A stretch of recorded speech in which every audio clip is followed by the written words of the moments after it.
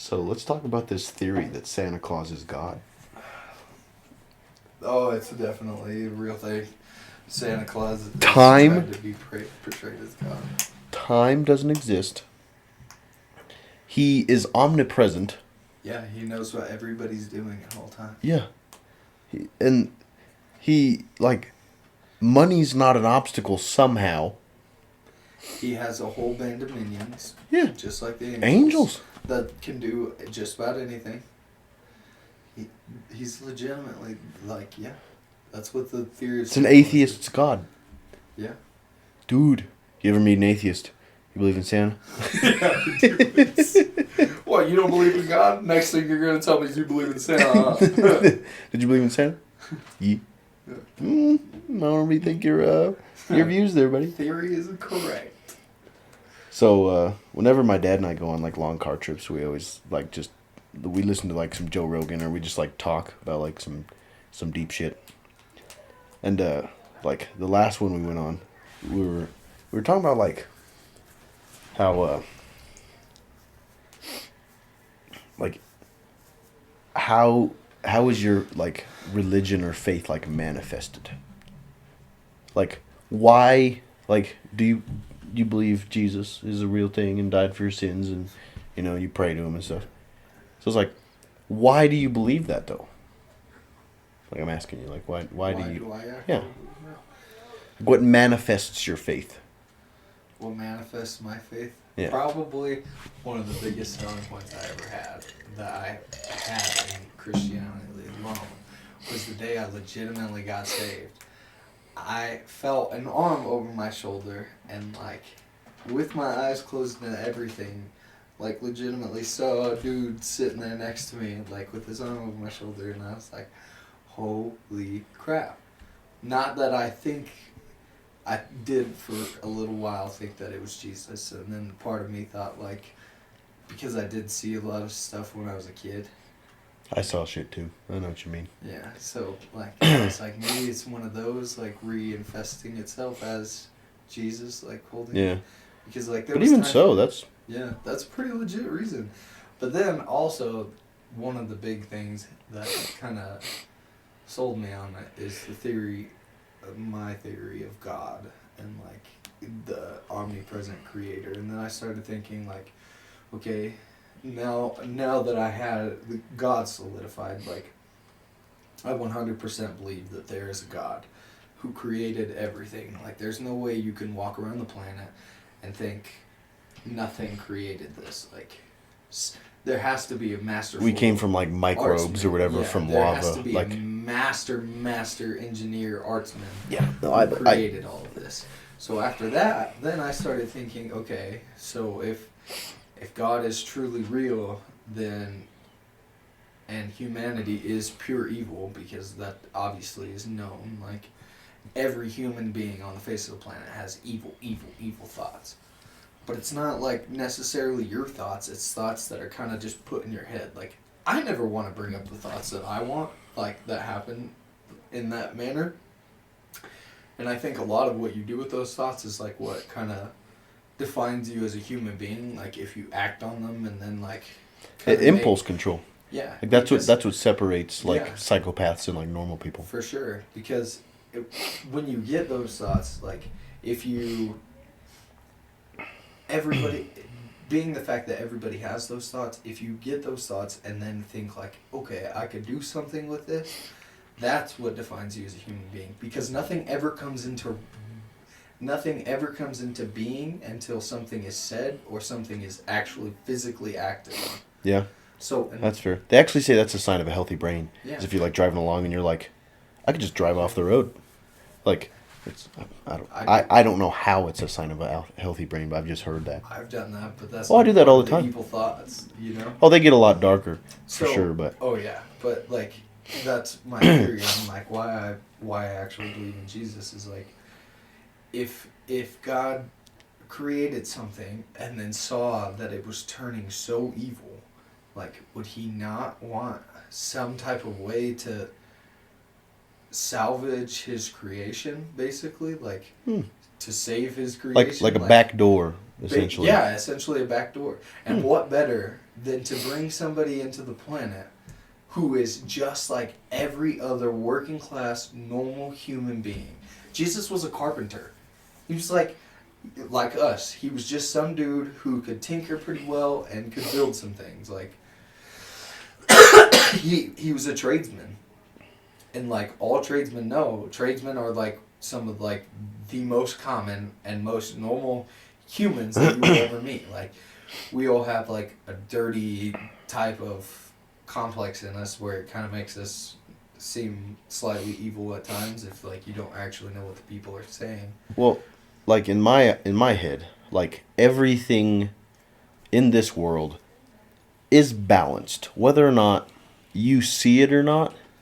So like, and everything cycles, like the economy cycles, like the sides of power cycles, like happiness cycles, like cycles are balanced. Yeah. Oscillations are balanced, even when they're like diminishing, like they're balanced, you know. So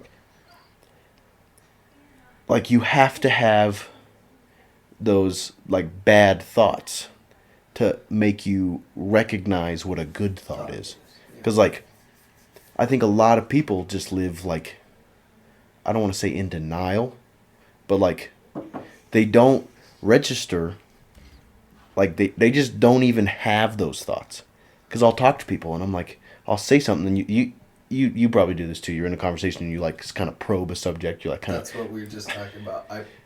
I probe people. You like you do a little of this in the conversation, and if someone like picks up on it, you're like, yeah, let's like dump this now. Like let's go all in. You asked me what I was thinking. Can I dump all of my emotional feelings? Yeah, like on A Million Ways to Die in the West. Since you brought it up, can I dump all my shit on you? Yeah. But it's like you gotta like probe it and stuff. But like I didn't understand that people didn't even have these like, I wouldn't say higher echelon of thoughts. I would just say like a step off of like your average thought process. Because like when we were talking about time dilation, like once I learned kind of what that concept was, I thought about that for like days. Yeah. And I went up to my sisters and I was like, I brought up the whole theory. I was like, well, if you have a twin that's like a minute apart and one lives on Mount Everest, one lives in Los Angeles or New Orleans, like how long would it take them to get to the point where the younger twin's the older twin? And like my sister was like, I thought I had deep thoughts. She's like, what are you thinking about? I was like, I have no idea. But that's like, you ever thought about thoughts? Yeah. That's how deep like, my thoughts run. That goes in religion too. It's like, and I was telling my dad, I was like, in my brain, religion, I don't enjoy religion, but I enjoy faith. Yeah. Like I thoroughly enjoy talking to God, working through my problems with God. Like I believe there's a God. I believe he was on this earth. But it's like religion to me. So the reason I came up with this is because going through engineering, like you decided to go to a college and pay money for someone else's, it's not necessarily an opinion, but it's someone else's viewpoint of a subject. Because if you go to any class nationwide, you take a fluid mechanics class, you're not going to go from page 1 to page 678. You're not going to go through all of them. You're going to go through half. And that's because the teacher went through, and the state had a curriculum or whatever, and they decided this is what you need to know. But the person that wrote the book obviously thought there was so much more. So it's like, to me, that's what pastors do with the Bible. They're like, this is what I understand enough that I want to tell you about, so this is what we're going to do. And it's like, you're restricting everyone else's viewpoints into, like, you're either like the happy, like, feel-good pastor or like the fire and brimstone pastor. Like, you obviously have to have that balance, but like, you're not going through the whole book. But it's also on you as the student to read those parts that the pastor leaves out. Yeah. But I just feel like religion is too much like academia. Yeah. And so when they all fight and they're like, like there's no God or whatever, it's like you're the same breed, different path. And it's wild to me, man. Yeah, that's kind of what defines it. Like, that's what I think of as a good pastor versus a bad pastor. Like, my theory. Lay it out, let them figure it out. Yeah, my theory on a good my personal theory on a good pastor and a bad pastor. Not that I think any pastors that doesn't physically bring something into being that's horrible is not a bad pastor, but I mean, like, out of all of the pastors who are genuinely trying to do good and trying to teach more people about the truth of God and and Bible and religion or whatever, I don't necessarily believe in religion. I am not a religious person. I'm a very spiritual person. I am not by all means religious. I am very in tune with my spirituality. Like, I understand God, and He and I necessarily don't always see eye to eye, and a lot of the times I kind of have like a chip on my shoulder about it. But at the end of the day, He's still God, and like, I'm. But that's part of free will. He's allowing you to be your own person. Exactly. And it's like, I think religion is necessary because, again, that's back to the balance. Because some people have gone so far onto the other side of, like, whether your ethics, I guess, wherever they're at, is the right and wrong, whether or not, like, if, to me, my ethics basically lie with whether or not you're a productive and efficient member of society. If you're sitting on your ass doing cocaine every day and you're on welfare and you don't want to work, to me, you're failing as a human. Yeah. So it's like, if you can do heroin every day and go, like, be helpful and, like, function in society and be a member, I don't care. Like, you're fine. But, like, there's people that fall so far into the, like, unproductiveness, like, of a person in society to where they don't know what, like, a functioning person is. And so they go to, like, a pastor or something because to them that's, like, the complete opposite side of what they are. There's pastors out there that don't do crap anyway, but that's not for me to decide. But God will sort that out, I would assume. But they go to them, and then the pastor's like, this is what you need to do. And he lays it out, cookie cutter Christian. And that helps. Like, that's beneficial to them. It shows you it shows you a guideline to base exactly. off of. And that's what my dad always says. He's like, even if it's all baloney and none of it's real, what harm does it do? You're still a good person. Yeah. So it's like, but you're then still gonna live a good life. You're gonna have friends. Yeah. Church friends are even friends. Like, think of how many friends you've met through church. Exactly. Exhibit A. Exhibit A. But it's like, my dad and I were talking about it, and he's all, if you had to choose between heaven and hell, he's like, it's very clear what you would choose. He's like, you'd go to heaven. So you do all the things you need to do to go to heaven. And my argument was, I was like, as much as I wish I did, I don't have blind faith. Because if you think about it, every little thing in the Bible, like, whenever you think of, like, oh, what about this? Oh, what about that? There's always, like, a little, like, take where it's like, they're like, oh, you always need to tithe. Oh, you always need to, like, you're like, oh, I'm kind of blanking on what I wanted to think about, but it was like, there's always, like, a catch-22, I guess.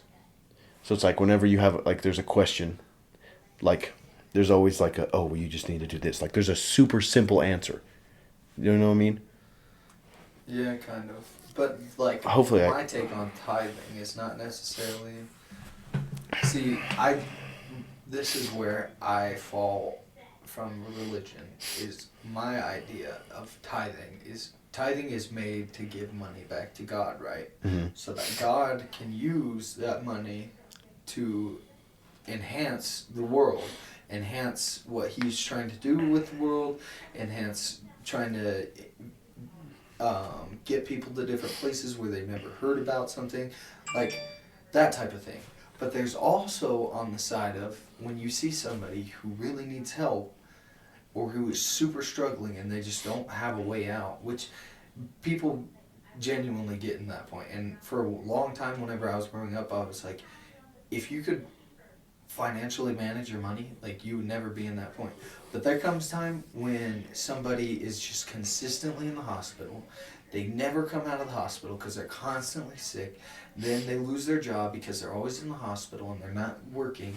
Then they try and sell off a bunch of stuff, so they make a little bit of money for here and there, but they still have those hospital bills hanging over them. And on top of that, you have taxes. And on top of that, you have all of your bills of daily living. Like, Yeah. there gets to a point where it becomes too much. So you just need something or somebody to bring you over that mountaintop so that you can continue on with a good life. So my idea on tithing is not necessarily giving it to the church. Like, I 100% agree. I'm all I like for- to tip heavy. I like to give money to the church because I enjoy what they're doing, and I enjoy what the church puts on, like the youth events, the stuff that actually helps children. So yeah, obviously I want to help that. I will say it is very productive to grow up in the church, at least. Yeah, for sure. I agree with that. And it kind of makes you think when you get older, because then you always have that baseline of something that's like, at least my theory of it is, if you get saved while you grow up in the church, which 98% of people do, you get saved, which means you then get the Holy Spirit, which in my opinion is a conscience on the times 10 level. Because then when you do something wrong, it's not just like, oh man, I messed up, like, I'll get over it. Then it's like, kind of keeps hitting on you and like, it's always it's back here somewhere. Drills it's like into the back of your brain. Oh, I know. And as much as you try to push it, like it's always there. And you're just it's like pre-downloaded ethics. Yeah, you're like, man, I really messed that up. Like, either I need to fix it or I need to find something to get rid of this pain. Like, it stops being like a nagging into like an actual pain, and then that's kind of what like. That's my theory on what the Holy Spirit is. So from that, anyway, about tithing was, because we have the Holy Spirit, is He helps direct you and to find those certain people who need help.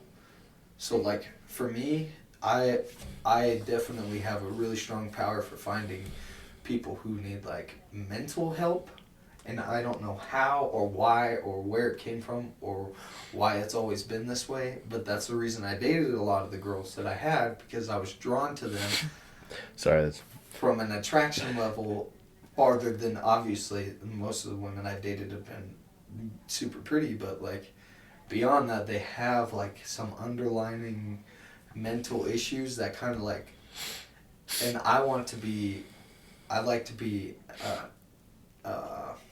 what did Leah call it? My mom and Leah tell me I'm this person, and I don't remember what the name of it is. But I like to step in and help them, and help them, and help them, and help them until it like actually drags me down, and then I feel on the same level as them.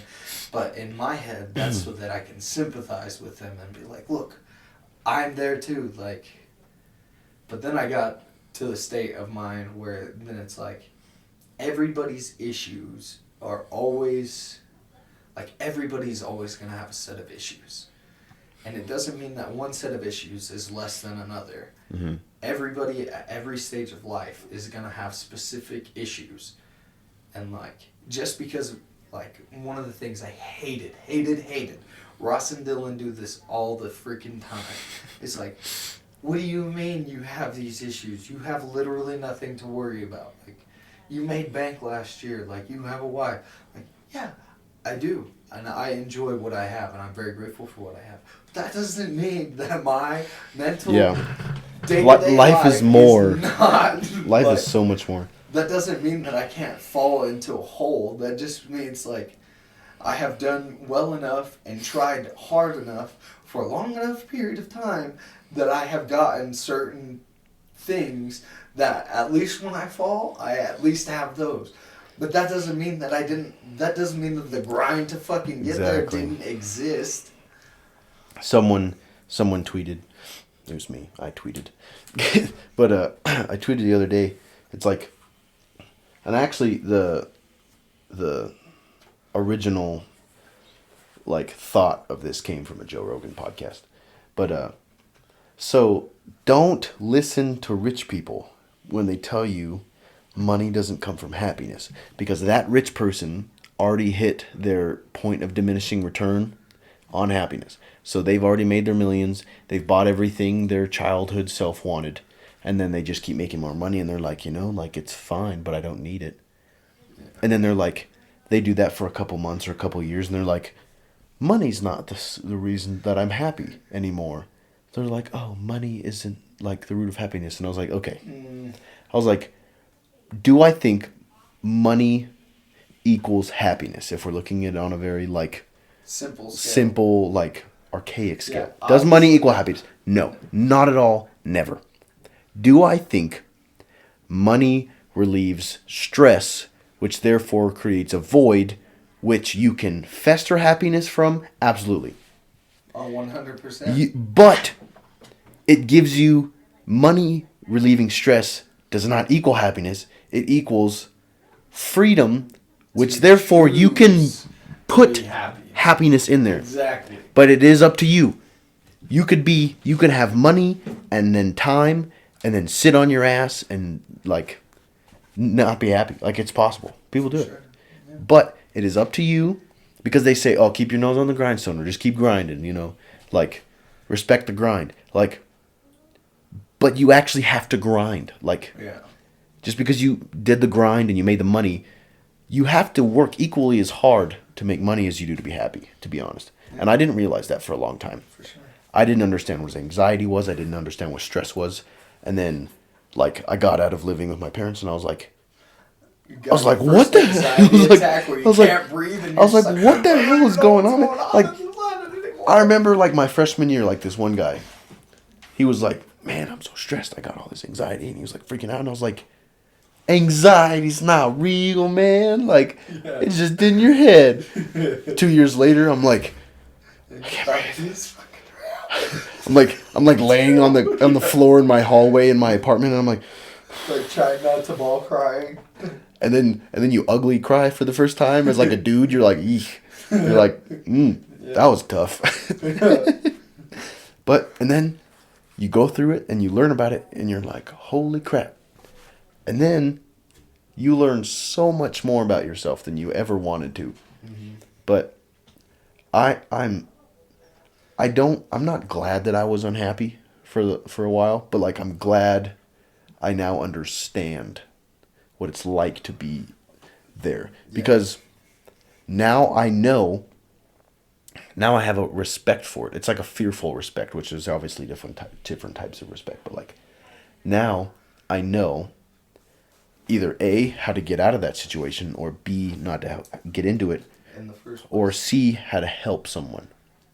Because it's like, but then again, people don't like that crap whenever you're like, they're like, oh, this happened. And I'm like, I'll do that. I'll be like, that happened to me too. So it's like, this is how I felt about it. Let me tell you like some advice. And they're like, you don't always have to one up me. And it's like, it's not one. If I just started telling you advice, you would be like, oh, you don't know what I'm going through. And then you tell them and they're like, oh, why you gotta like play the big dick game? It's like, I'm about to knock you out and then go home. Like, that's where I'm at right now. It's like, it's like, this is a merry-go-round I didn't even want to get on. So it's like, I don't know, man. I fully understand that. But I genuinely do try to keep myself happy. But I'm definitely a people pleaser.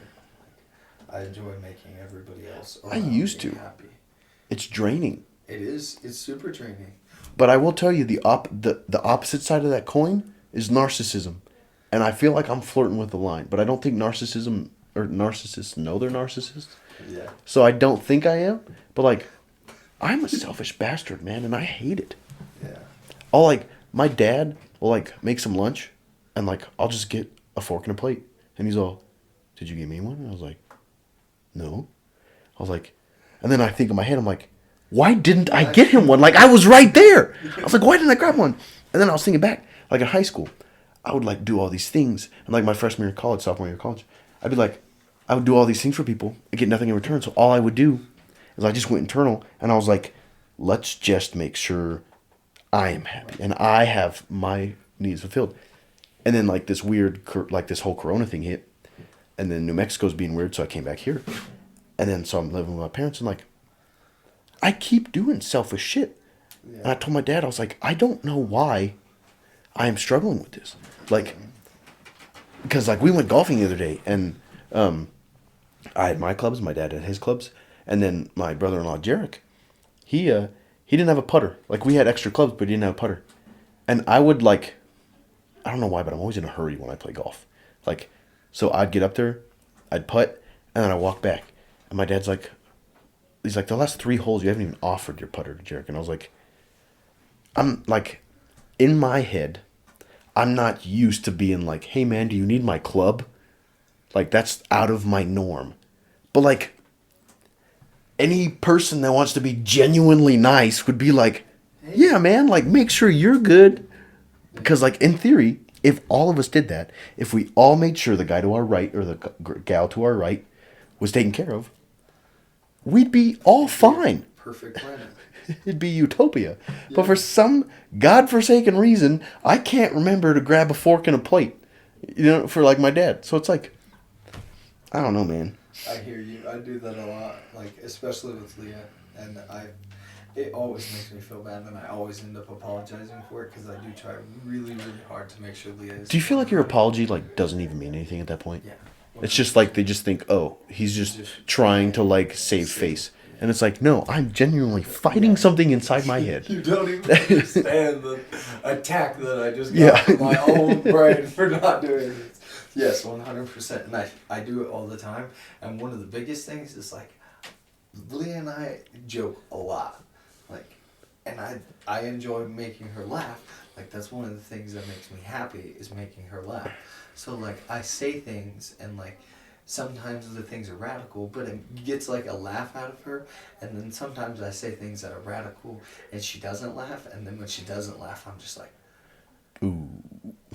What the fuck did I just say? Like, I am super fucking... Like, why would that even come across my fucking brain to say in any point of view? And then especially, like, whenever she tells somebody else about it, then it just, like, brings it all back up. And I'm just like, I legitimately am a fucking douchebag.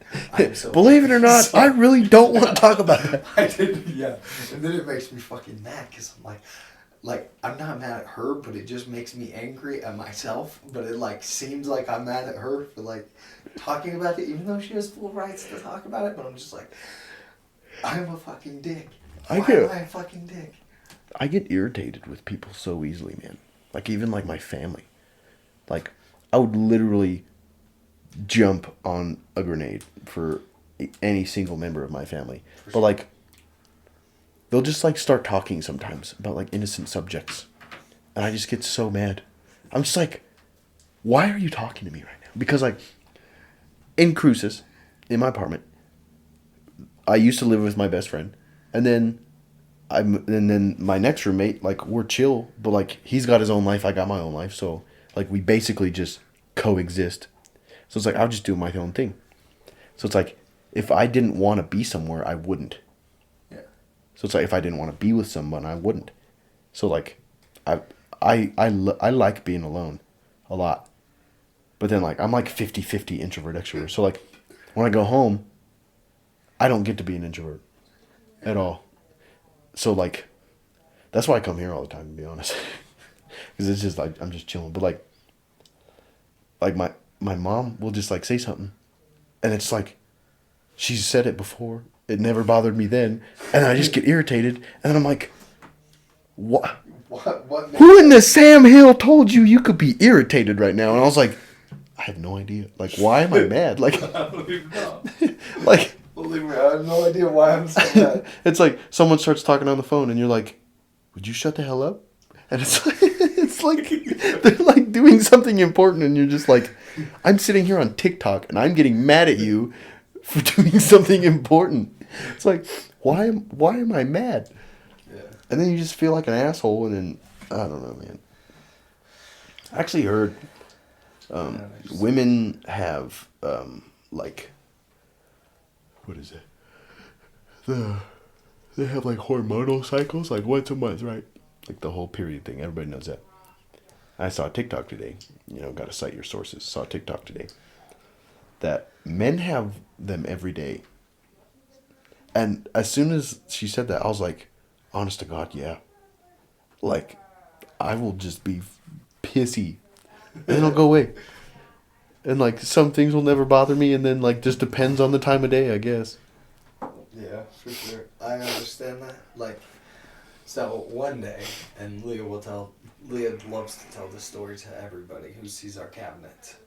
Whenever I was making those cabinets, I cut them all out. I did everything, painted them, finished them, everything. All that was left to do was to staple the chicken wire in the middle of them. So I was like, babe, this is a job I need your help with. Because she always asks me, and I'm like, no, I can just do it by myself. Like, I don't need your help. And I do it by myself, and it's just fine. But this time, I needed 2 extra hands to be able to accomplish this task. So I was like, all right, can you help me with this? So I showed her, and I thought it was pretty specific how I showed her. And she just like, so I told her, like, put your 4 fingers in 4 lines, right? So I like going through my notes because I type things out, like, early in the morning sometimes. Yeah. But, one thing right here. So, I put my notes. Finish every glass of water. So it's like, do you ever just, like, fill a glass all the way up, drink, like, 3/4 of it and pour it out? So I told myself, every single time I pour a glass, no matter what, drink all of it. And you know what I started doing? Filling the glass up less. So to me, in my head, that was like, quit taking on as, like, more than you think you can. Because before COVID, the semester before, I had a position in my fraternity. I was interfraternity council president. No, I had a position after I was interfraternity. Anyway, I ran for ASNMSU president, which is like president, like student council president. I mean, I lost by a large margin, but I still ran. IFC president took a lot out of me. I did intramurals. I was an engineering student. I would study 8 hours a day, still do all these things. I was just drained, man. So it's like, if you always finish your glass of water, you will slowly learn what is a comfortable amount at any given time to drink. So it's like, you don't just fill up any glass to the same amount. You fill it up to the amount of which you feel comfortable at. And I was like, that is some deep shit. I'll just drink a water. I have something funny that you said that. So, Leah and I, we observed something that happened in our house one day from somebody. Who was it? He who shall not be named. Was it me? No. Okay. So somebody came to our house. They offered to buy us all pizza. It's like, shit, yeah, I'm always down for pizza. So they bought the whole pizza. They bought that jumbo pizza from GNF. You know, the really, really big one. Bought that. We all ate a piece, and he ate all of the other pieces. And I was just like, holy shit. Like, you legitimately have zero self-control. Like, in nowhere in that pizza of eating these slices that are this big, did you ever think, like, wow, I actually just ate 10 slices of fucking pizza. Like, not just 10 slices, like 10 really big slices of pizza, and everybody else here just ate 1. Like, does that ever register in your head? Like, and this same person complains all the time about how he's fat. And I was just like, Exhibit A, buddy. That's 100% why you're fat. So then I started this thing, which I did all the time in wrestling, but in wrestling I was always like borderline anorexic because I just didn't eat because I couldn't. So it like started this whole deal of why I wanted to get fat, because I'd never been able to actually binge out whenever I wanted. It was only like you have specific days, so you binge out on those days, but by the time you hit those days, your stomach is so freaking small that you could eat like just 2 pieces of pizza and you're like, I'm gonna fucking vomit if I have another piece, because it's so small. So I never like had to actually focus on portion control. And Leah and I had a conversation, and she was like, I never want you to get... You're good. I just forgot to turn this mic on. She's all, I never want you to get that big. And I was like, well, I'll never get that big. And then I do some things, and she's like, I thought, like, I don't want you to get fat. Like, I don't want you to get fat. Like, yeah, nobody in the fucking planet wants to get fat except for me. One time, I had a whole, like, after I got out of wrestling, I told everybody, I'm going to get fat. Like, legitimately, I'm going to get as fat as I possibly can. Like, there will be no days where I'm ever questioned what I am eating or why I am eating it. Like, I just want to get fat. I've never had fat on my body. I want fat. Like, legitimate, like, a roll of fat, which I have. It is beautiful. And I loved it so much. Dude, I love my stomach. It is great. I love my gut. Yeah, me too. I think it's because even when I work my ass off in the gym, it doesn't go away, so I've just accepted it. No, like, I legitimately worked for it. So then after that, I had this idea, and I was like, alright, so I'm just going to eat less. And I always notice that, like, Leah never eats all of her food. Wherever she goes, she never eats all of it. Like, so I end up eating mine and then hers. And then I was like, that's big boy mentality right there. Because that's what I do. First step, decline her food. Even though I really want to eat it, and, like, it does sound really good, like, just don't eat her food. So I did that, and then I was like, alright, this still isn't helping. Like, what if I just don't eat all my food? And then I started doing it, and then my grandma in the back of my head was always like, you're just going to waste food like that? Like, people are starving. You go.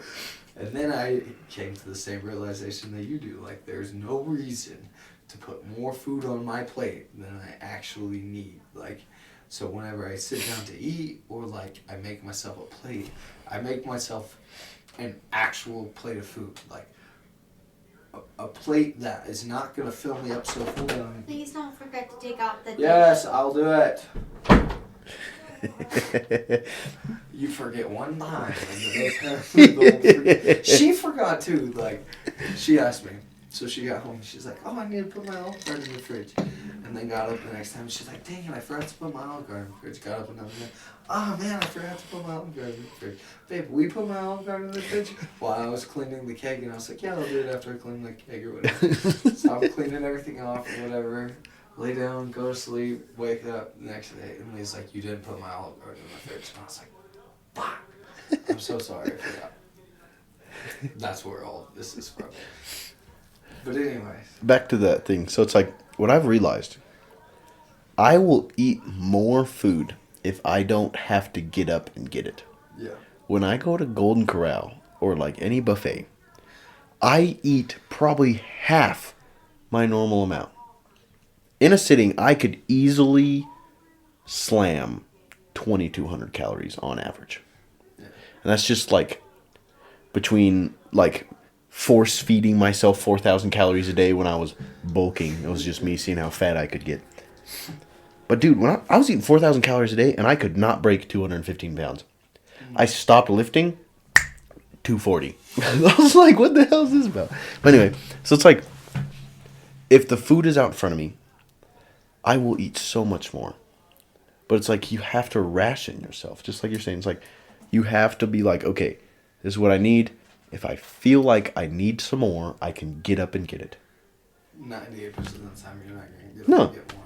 Because there's like, as efficient as you think you are as a person, we're all lazy as shit. Yeah. Like, they're like, hey, you want another piece of pie? Yeah, sure. They're like, yeah, you can come cut it. And you're like, maybe not. I guess I don't need pie. I 100% agree with that. I think that every human being on this planet is lazy as shit. Oh, for sure. It's just like, who indulges their laziness? Like, I learned that from myself because I learned that I am a very lazy person, and I know that I'm very lazy. Like, if I don't have to do anything, my favorite thing in the world to do is sit on that fucking couch and chill. And I could do it all day long until that little thing in the back of my head just says, like, you did this all day long. And it's like, what a piece of shit. I've trained myself to make me feel like shit when I do that. Like, I have to be sick to sit on the couch. Because, like, if I, like, or if I'm hungover, couch day, man. Like, yeah. But it's like, if I do it more than once a month, I get mad at myself. Yeah. It's like, even if you just go outside and rake leaves, just find something to do. You know, it's like there's there's a there's a infinite amount of free shit you can do in your life to make you a better person. You know, it's like, so I don't know. Yeah, I agree. So what I also found out was like I was talking to a couple of my buddies one time, and I was like, dude, I'm genuinely probably the laziest human being on the planet. And they're like, every time I come over to your house, you are always doing something. In in combat to that is like, but while you were deployed, you worked your ass off. Like, did you guys like continuously did shit? You like barely slept. Like, yeah. So it's like, you're like, it's a balance, you know. Like, if you did that for 6 months and then came home for 4 years and sat on your ass, then I'd be like, come on, Kyron, like, you might want to figure some shit out. But it's like, See, but Leah doesn't understand that. So like whenever I first got home, I went balls to the wall because I knew I had to get shit done for my house, so I didn't actually get to chill. And I had planned on taking the whole summer off, like just to freaking chill. Like I didn't get days off, and even on my days off, like there was still shit I had to do because like I'd build camaraderie with my buddies so that I wasn't feeling like shit and alone at work. Like had to go out and do shit with them so that like maybe if I needed shit done too, they would help me. Like trying to be, like make myself a better person, trying to show myself as a better person to them. Like there was always something to do. So like the whole time I was over there, like 80% of the time I just felt alone, which is normal. And I learned very quickly that everybody always feels alone, which is why they constantly calling their families like every chance that they get. And like I understand that. Like so whenever I got home, I went balls to the wall. I did everything I needed to do. I cleaned my whole backyard, got it all spotless, built Leah all the shit that I told her I was gonna build her, helped her fix up the rest of the house, like helped fix up my lawn, try to get my lawn going, make sure my hedges were always trimmed, like looking nice, clean and cut, and like pulling up the tiles, putting them in the back, like coming up with designs, and I was moving for a solid like month and a half straight. Then I hit a point where I got, well, it was actually a butt cyst that I got. So I got a cyst, a pilonidal cyst in my butt, which I physically could not move from. It pinched on one of my central nerves, so whenever Jesus it Christ. would radiate pain, it radiated pain through my whole body, like even my chest and my shoulders and my neck. Like, it just hurt I didn't know that. really bad. Yeah, it was gigantic. It was like this big, right in the middle of my butt crack. Shit, Right on dude. my tailbone, dude. It was, Oh. and like, so Eek. to top it all off, I could not sit down. I could not lay down. I had to lay on that couch, but I had to split like the cushions so that my butt could sit inside the cushions, and it would only like relieve maybe 25 to 30% of the pain, which was fine and I was good with because I could deal with it. And then like I wasn't on the verge of crying all the time, you know? Yeah. So I sat there for like a week and a half, like waiting for it to go away. It didn't go away, so I got the surgery. So then I was down for like a solid 2.5 weeks. I physically couldn't move, like nothing. I was just literally a sitting fucking couch potato. I couldn't do anything. Well, after that, I was just like, if I've sat here for 2.5 weeks and like nothing has gone wrong, I think the house is pretty fucking alright. You know what I mean? Like, Yeah. if we're good to chill for 2.5 weeks, like we're good to chill for a month, you know? So I started just hanging out and like doing little piddly shit that like I kind of wanted to do, like work on my airplanes or just whenever I felt like it, like without being like, this is timeline, like, because I kept putting timelines on myself to get shit done. So I did that, and then I kind of got back in the groove, started like moving again and doing shit that actually needed to get done, started working on the roof or whatever. But every time like I would stop moving or just be like, babe, can we just chill today? She's like, you chilled for like a whole fucking month, blah blah blah. But then this is what I told her, but she never understood. It was like, I deployed for 10.5 months in Afghanistan and worked non-stop. I had no vacations. There was literally nothing else I could do but fucking work. So like, And with that, I worked my ass off to save a shitload of money. So I pocketed a fuckload of money, and I made sure that no matter what, I was going to have enough money that I could chill for the summer. And when I mean chill for the summer, I mean like full vacay mode for the fucking summer. Because I felt like I deserved that. Like I put in my time, I paid my dues, like... That's what gets you through those times when you're in Afghanistan. You're like, I cannot wait exactly. to just sit on my couch. 150%. That was 100,000 what I wanted. I wanted to buy a house that way. Nobody could tell me, like, hey, why are you sitting... I pay for this house. You need to go do stuff. Yeah, but I forgot the part of the equation where my wife was going to be home too, and then she would complain that I was sitting on the couch and not doing things. Because she convinced me that I was just being freaking lazy. It's like, I'm not. Like, yeah, I understand I'm being lazy, but I want to be lazy. It's not like I'm being lazy for no reason. Like, you were 100% taken care of. There is literally nothing you have to do in this life at all. Like, I do my own dishes. I wash my laundry. Like, I'm full, capable member of our society in our house. Like, I can take care of myself, and I know you can take care of yourself. Like, you don't have to worry about bills. You don't have to worry about money. Like, there's nothing for you to do either. Like, you choose to do these things, but then that means that she chooses me to do these things for her, too. The time aging, or the, what's the word, I guess, the never aging honey-do list. Yeah, 100%.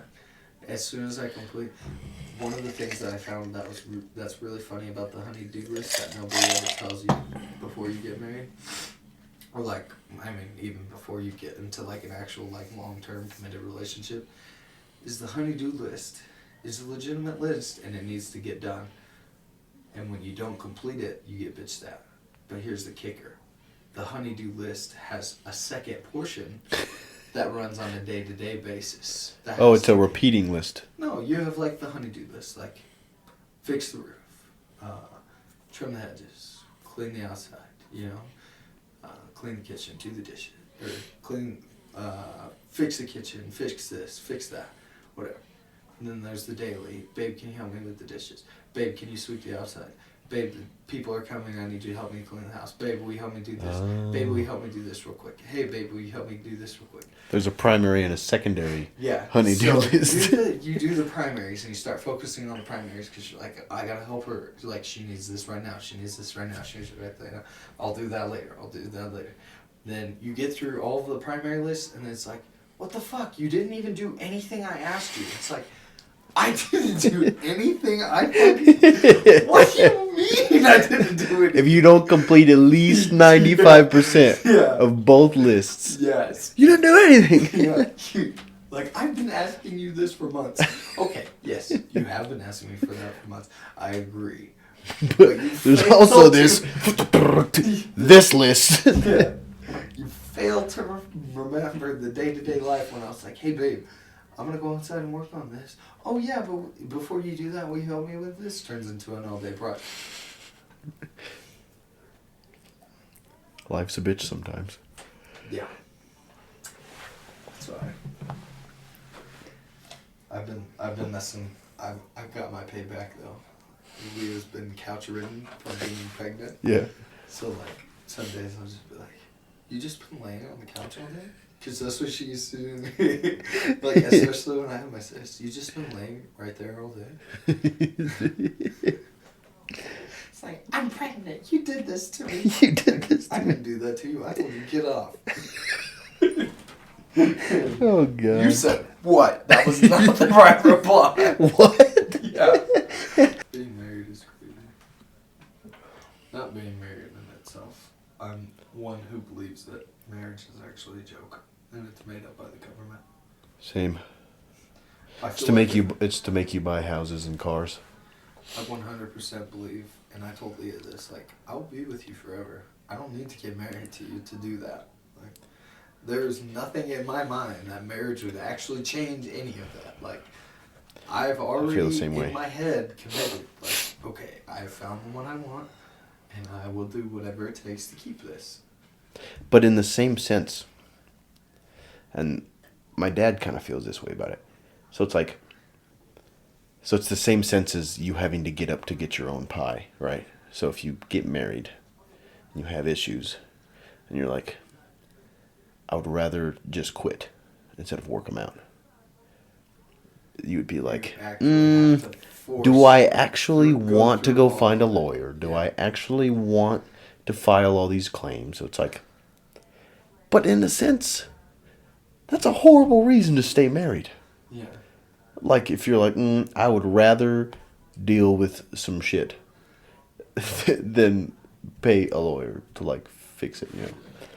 But it's like, I think it's just there as like for me personally, it's like, I think that's why I'm so hesitant too, but like, I was very hesitant. but it's like, it's there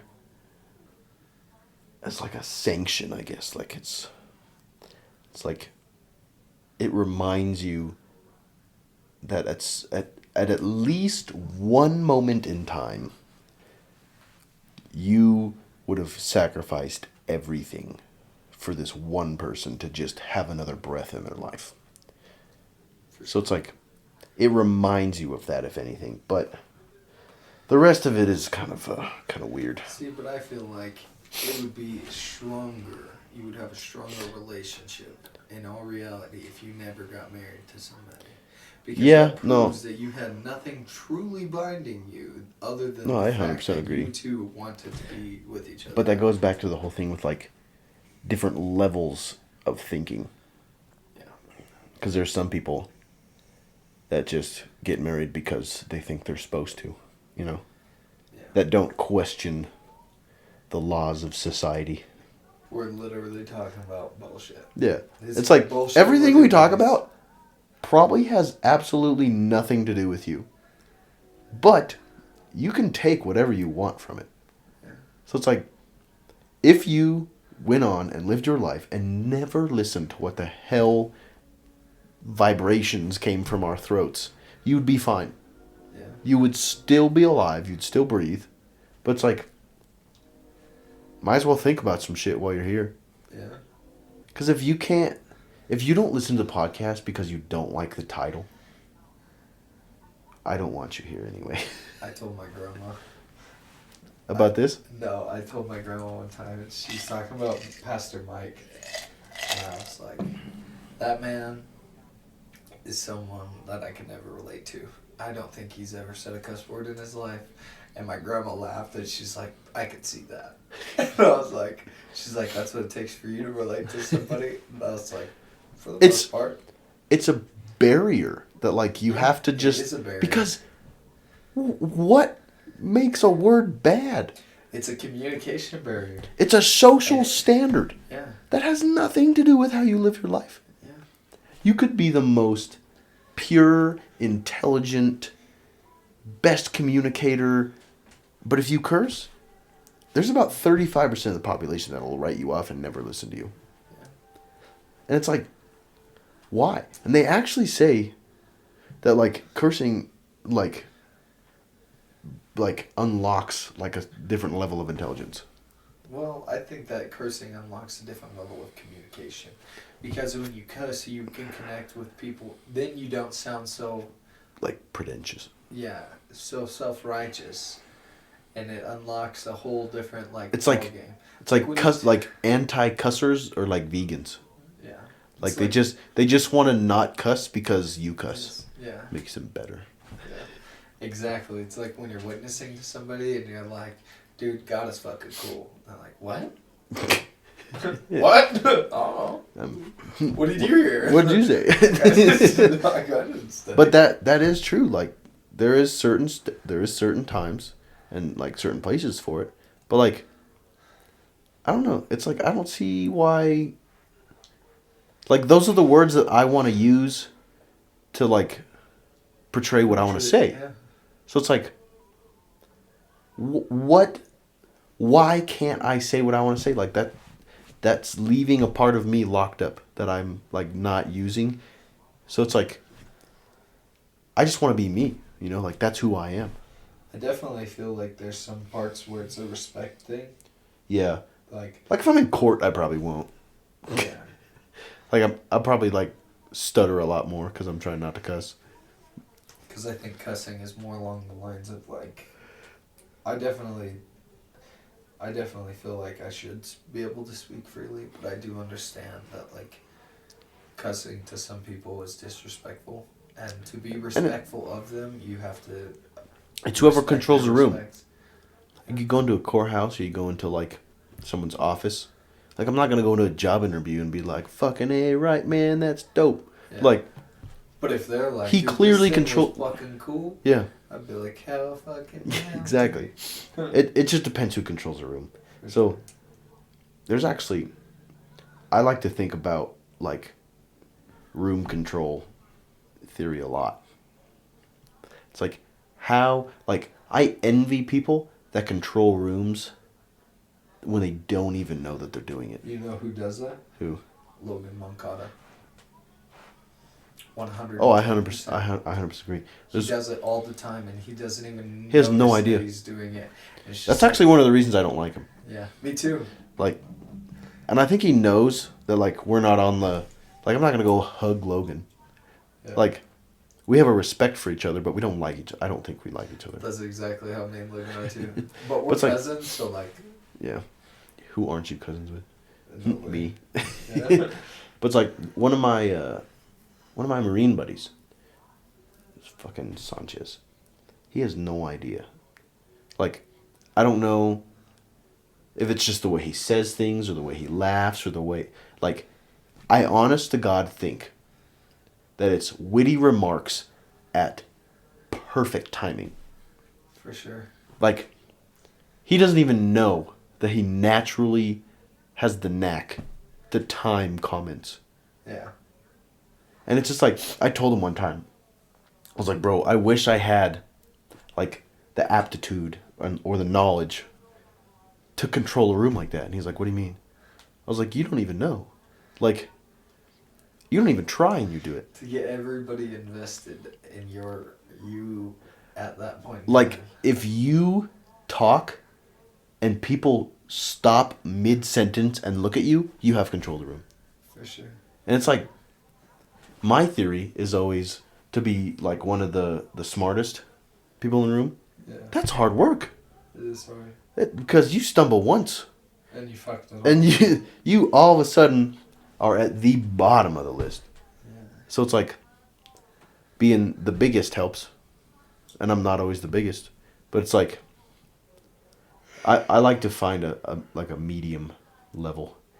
But it's like that quiet kid. What He the- roasts someone like once a year. And he's cool as shit. For Yeah. Like he did Anytime he minimal speaks, work. Everybody listens because Yeah. it's the only thing he speaks is gold. Exactly. So there's some There's, fable to be told about that. there's also the theory of like controlling your personality around different people. Like I mean, you definitely have to cater yeah. to different rooms. Like it's not all cookie cutter. Which I had a really interesting talk with Dylan one time about accents. When you if you go to a different state or whatever and you're around people that have a thicker accent of some sort, you kind of find your way into more or less that accent. Like you find certain words you start pronouncing that you don't. Oh, it's like, mimicking.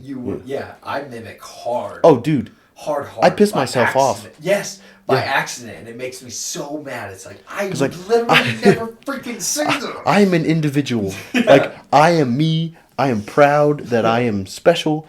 But it's like, why am I so fucking malleable? Like, when it comes to social situations, like, I get mad. Like, and then sometimes when I get drinking, I get an accent, and I'm like, where'd that come from? Yeah, I Like, do it. I kind of do it for fun, but then, like, I do it a lot, and then I'm like, who the hell are you? Like, I've actually been told that we and Benson have accents. I've been told that too. Isn't that weird? Yeah. I thought we talked. I thought we about talked the normal. most normal in Yeah. the planet. You know. And then, like, I went somewhere, and, like, someone told me, they're like, yeah, you have, like a Southern Arizona Yeah. accent. Yeah. I was all, how? That's what I got told too. They're like, yeah, you sound like an Arizona. I was like, Arizona's just old white people. Like, Arizona all sound like shit. Like, I can definitely see some parts of the way we talk correlates with a southern accent, but like, for the most part, we don't have that little bit of drawl. we don't have the twang. Yeah. Like, there's some words that you kind of say and you throw in, but that's just redneckery. Redneck.